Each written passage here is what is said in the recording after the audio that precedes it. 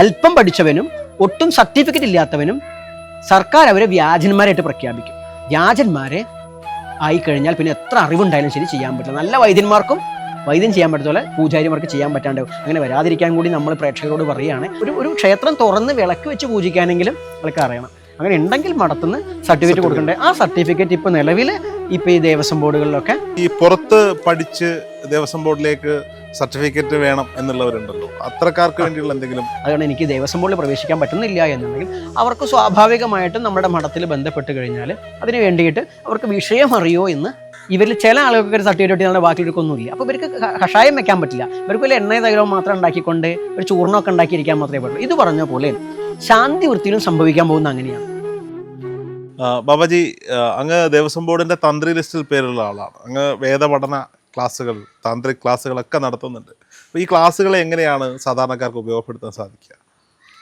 ഇവിടെ ഇപ്പോൾ എന്താ വെച്ചാൽ ഈ ദേവസ്വം ബോർഡിൻ്റെ അംഗീകാരം നമുക്ക് ദേവസ്വം ബോർഡിൻ്റെ ഒരു സർട്ടിഫൈ ചെയ്യാൻ വേണ്ടി പൂജ പഠിച്ച ആൾക്ക് സർട്ടിഫൈ ചെയ്ത ദേവസ്വം ബോർഡിൽ വാല്യൂ ഉണ്ട് ആ സർട്ടിഫിക്കറ്റിന്. പിന്നെ നമ്മൾ വിദ്യാപീഠം അംഗീകാരമുള്ള ഒരു സ്ഥാപനമായിട്ടാണ് നിൽക്കുന്നത്. അപ്പോൾ ഇതിൽ നമ്മൾ ക്ലാസ് നടത്തുന്ന ഒന്ന് ഓൺലൈൻ ക്ലാസ്സാണ്. കാരണം എല്ലാവർക്കും ഇപ്പോൾ ഓഫ്ലൈനിൽ വരാൻ പറ്റില്ല. അപ്പോൾ ഓൺലൈൻ ക്ലാസ് ആയിട്ട് ക്ഷേത്രപൂജ ക്ലാസ് സർട്ടിഫിക്കറ്റ് കിട്ടുന്ന ക്ലാസ്സുകൾ നമ്മൾ നടത്തുന്നു. ഈ ദേവസ്വം ബോർഡ് അംഗീകരിക്കുന്ന സർട്ടിഫിക്കറ്റ് ക്ലാസ്സുകൾ ഓൺലൈനായിട്ട്. ഞാൻ അങ്ങയുടെ ഫേസ്ബുക്കിൽ ഗണപതി ഹോമം പഠിപ്പിക്കുന്നു,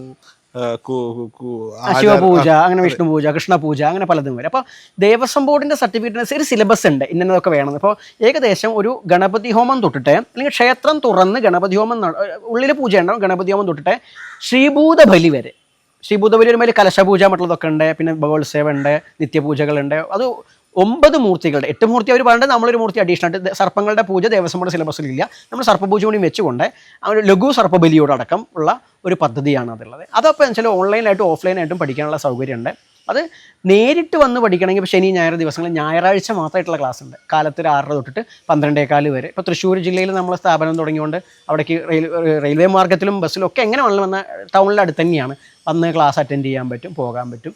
അവർക്ക് എന്ന് വെച്ചാൽ ഫീസ് നമ്മൾ പറഞ്ഞിട്ടില്ല, പക്ഷെ ബോണ്ടുണ്ട്. കാരണം അവർ ഇടയ്ക്ക് നിർത്തിപ്പോയാലോ എന്തെങ്കിലും പ്രശ്നമായാലും മതി. അപ്പോൾ ബോണ്ടുണ്ട്. അവർ പരീക്ഷയിൽ വിജയിച്ചാൽ, പരീക്ഷ നടത്തും, പരീക്ഷയിൽ വിജയിച്ചാൽ ആ പൈസ അവർക്ക് തിരിച്ചു കൊടുക്കും. ഈ സർട്ടിഫിക്കറ്റിൻ്റെയൊക്കെ ഒരു ഫംഗ്ഷനൊക്കെ വേണ്ടി ചെറിയ തുച്ഛമായ പൈസ വാങ്ങുന്നതുകൊണ്ട് ബാക്കിയൊക്കെ തിരിച്ചു കൊടുക്കും. ഇല്ല പരീക്ഷ പാസ്സായില്ല, പൈസ തിരിച്ചു കൊടുക്കില്ല. ഇടയ്ക്ക് നിർത്തിപ്പോയാലും അവർ കൃത്യമായിട്ട് കോഴ്സിന് ഫീ നിശ്ചയിച്ചിട്ട് ആദ്യം തരണം എന്നുള്ള എഗ്രിമെൻറ്റ് തരണം. അങ്ങനത്തെ കാര്യങ്ങളൊക്കെ ഉണ്ട്.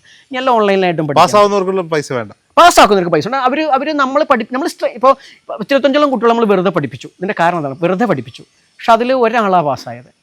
അപ്പോൾ നമുക്ക് വിഷമമായി. കാരണം വെച്ചാൽ നമ്മൾ ഇതിനൊക്കെ സമയം കണ്ടെത്തണ്ടേ.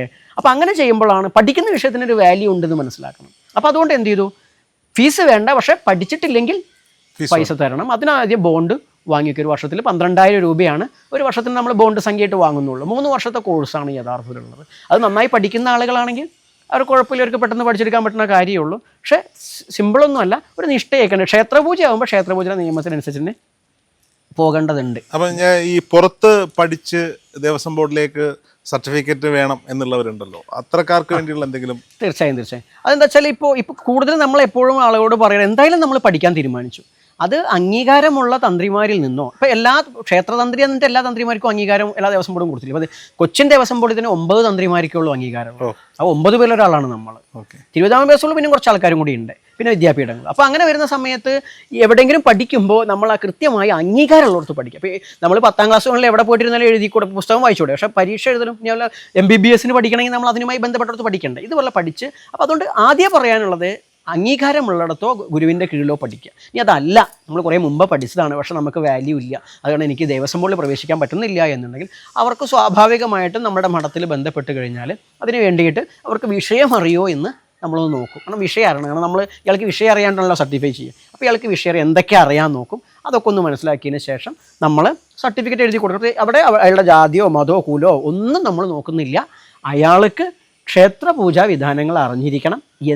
ഒരു ക്ഷേത്രം തുറന്ന് വിളക്ക് വെച്ച് പൂജിക്കാനെങ്കിലും ആൾക്ക് അറിയണം. അങ്ങനെ ഉണ്ടെങ്കിൽ മഠത്തുനിന്ന് സർട്ടിഫിക്കറ്റ് കൊടുക്കണ്ടേ. ആ സർട്ടിഫിക്കറ്റ് ഇപ്പോൾ നിലവിൽ ഇപ്പോൾ ഈ ദേവസ്വം ബോർഡുകളിലൊക്കെ നിലവിൽ ഇപ്പോൾ ഈ സർക്കാരിൻ്റെ സംവിധാനത്തിൽ കീഴിൽ കൊച്ചിൻ തിരുവിതാംകൂർ ദേവസ്വം ബോർഡിലൊക്കെ വാല്യൂ തന്നെയാണ് നമ്മൾ കൊടുക്കുന്ന സർട്ടിഫിക്കറ്റിന് വിലയുണ്ട്. പക്ഷേ നമ്മൾ ചണ്ടാള ബാബ എന്നുള്ള പേരിലല്ല, നമ്മൾ പൂർവാശ്രമത്തിലുള്ള നാമത്തിലാണ് ലിസ്റ്റിലും കിടക്കുന്നത്. ആ ഒരു പേരിലാണ് നമ്മൾ സർട്ടിഫിക്കറ്റ് അനുവദിക്കുന്നത്. അതൊക്കെ പൂർവാശ്രമനാമം, പിന്നെ അവിടെ അത് മതി എന്നുള്ളതാണ്. അവർക്ക് ദേവസ്വം ബോർഡിലേക്ക് നമ്മളെ പേരറിയാത്തതുകൊണ്ടല്ല, നല്ല സർട്ടിഫിക്കറ്റിൽ ചെയ്യേണ്ടത് അങ്ങനെയാണ്. അപ്പോൾ അതുകൊണ്ട് ആരെങ്കിലും ഇപ്പോൾ നമ്മുടെ ഇത് കാണുന്ന ആളുകളും ഉണ്ടെങ്കിൽ പോലും സ്വന്തം സർട്ടിഫിക്കറ്റ് ഇപ്പോൾ ഇനി ഭാവിയിൽ ഉണ്ടാവാൻ പോകുന്നൊരു കാര്യം നമ്മളെല്ലാവരും പറയുന്നൊരു കാര്യമാണ്. നമ്മളൊരു കാലത്ത് നാട്ടുവൈദ്യന്മാരുണ്ടായിരുന്നു. നാട്ടുവൈദ്യന്മാർക്ക് അകത്തേക്ക് മരുന്ന് കൊടുക്കായിരുന്നു കഴിക്കാൻ വേണ്ടിയിട്ട്. പക്ഷെ ഇന്ന് നാട്ടുവൈദ്യന്മാർക്ക് അകത്തേക്ക് മരുന്ന് കൊടുക്കാൻ പറ്റില്ല. എന്താണെന്ന് ചോദിച്ചു കഴിഞ്ഞാൽ ആ ഡോക്ടേഴ്സ് വന്നു, ആയുർവേദ ഡോക്ടേഴ്സ് വന്നു. ആയുർവേദ ഡോക്ടേഴ്സ് വന്നപ്പോൾ നാട്ടുവൈദ്യന്മാർ ചികിത്സിക്കുമ്പോൾ ഇവർക്ക് സ്കോപ്പ് ഇല്ലാണ്ട് വരികയാണ്. അപ്പോൾ അവർ സമരം ചെയ്തിട്ട് എന്ത് ചെയ്തു, ഇവരിൽ ചില ആളുകൾക്ക് ഒരു സർട്ടിഫിക്കറ്റ് കിട്ടിയ ബാക്കിയൊരുക്കൊന്നുമില്ല. അപ്പോൾ ഇവർക്ക് കഷായം വെക്കാൻ പറ്റില്ല. ഇവർക്ക് വല്ല എണ്ണ തൈലവും മാത്രം ഉണ്ടാക്കിക്കൊണ്ട് ഒരു ചൂർണ്ണമൊക്കെ ഉണ്ടാക്കിയിരിക്കാൻ മാത്രമേ പറ്റുള്ളൂ. ഇത് പറഞ്ഞ പോലെ ശാന്തി വൃത്തിയിലും സംഭവിക്കാൻ പോകുന്ന അങ്ങനെയാണ്. ഈ ഇൻസ്റ്റിറ്റ്യൂട്ടിലോ അല്ലെങ്കിൽ ഗുരുക്കന്മാരുടെ കീഴിലോ ശക്തമായി പഠിച്ചു വരുന്ന ആളുകൾ ഉണ്ടാകുമ്പോൾ 2 ദിവസം 1 മാസം 6 മാസമൊക്കെ പോയിട്ട് കോഴ്സ് അറ്റൻഡ് ചെയ്തൊക്കെ വരുന്നവർക്ക് വാല്യൂ ഇല്ലാണ്ടാവും. അപ്പോൾ അത് വാല്യൂ ഇല്ലാണ്ട് അവർ ചെയ്യുന്നു എങ്കിൽ പഠിച്ചു വന്നവർക്ക് വിഷമം വരും. അവരൊന്നിച്ച് സംഘടിക്കുകയും ഒരു സമരം ചെയ്യുകയും ചെയ്താൽ സർക്കാർ തന്നെ നിയമം കൊണ്ടുവരുന്നതാണ് മറ്റവർ എന്താ മാത്രമല്ല ചില ചെറുപ്പകാലം മുതൽ അച്ഛൻ്റെയും അമ്മാവൻ്റെയും ഒക്കെ കൂടെ നിന്ന് ശാന്തിപ്പണി പഠിച്ചു വരുന്നവരുണ്ട്. അല്ല അങ്ങനെയുള്ളവരുണ്ട്, അങ്ങനെ അല്ലാത്തവരും ഉണ്ട്. അപ്പം അങ്ങനെ ആണെങ്കിൽ പോലും അവർക്കൊരു വാല്യൂ ഉണ്ടായിരിക്കണം. കാരണം ഇപ്പോഴും മാതൃപാരമ്പര്യം മാത്രം നോക്കിയിരുന്നു കഴിഞ്ഞാൽ നമ്മൾ സ്വാഭാവികമായിട്ടും പഴയ സിസ്റ്റത്തിലേക്ക് പോകും, കാസ്റ്റ് സിസ്റ്റത്തിലേക്ക് പോകും. അങ്ങനെയല്ല, അക്കാഡമിക് ആയിട്ട് തന്നെയാണ് എല്ലാ വിഷയങ്ങളും പഠിക്കേണ്ടത്. അതെന്താ വെച്ചാൽ ഗുരുകുല സമ്പ്രദായത്തിലാകാം. അങ്ങനെയുള്ള ആളുകൾ ഉണ്ടായി വന്നാൽ അല്പം പഠിച്ചവനും ഒട്ടും സർട്ടിഫിക്കറ്റ് ഇല്ലാത്തവനും സർക്കാർ അവരെ വ്യാജന്മാരായിട്ട് പ്രഖ്യാപിക്കും. വ്യാജന്മാരെ ആയിക്കഴിഞ്ഞാൽ പിന്നെ എത്ര അറിവുണ്ടായാലും ശരി ചെയ്യാൻ പറ്റില്ല. നല്ല വൈദ്യന്മാർക്കും വൈദ്യം ചെയ്യാൻ പറ്റത്തുപോലെ പൂജാരിമാർക്ക് ചെയ്യാൻ പറ്റാണ്ടാവും. അങ്ങനെ വരാതിരിക്കാൻ കൂടി നമ്മൾ പ്രേക്ഷകരോട് പറയുകയാണ്, നിങ്ങൾ പൂജ അറിയുമെങ്കിൽ നിങ്ങൾ നമ്മളെടുത്തുന്നോ അല്ലെങ്കിൽ മറ്റുള്ളവരെടുത്തുന്നോ കൃത്യമായി നിങ്ങളതിൻ്റെ കാര്യങ്ങൾ പഠിച്ചിട്ടുണ്ടെന്ന് മനസ്സിലാക്കി സർട്ടിഫിക്കറ്റ് വാങ്ങി വെച്ചാൽ കാര്യത്തിൽ പെടും.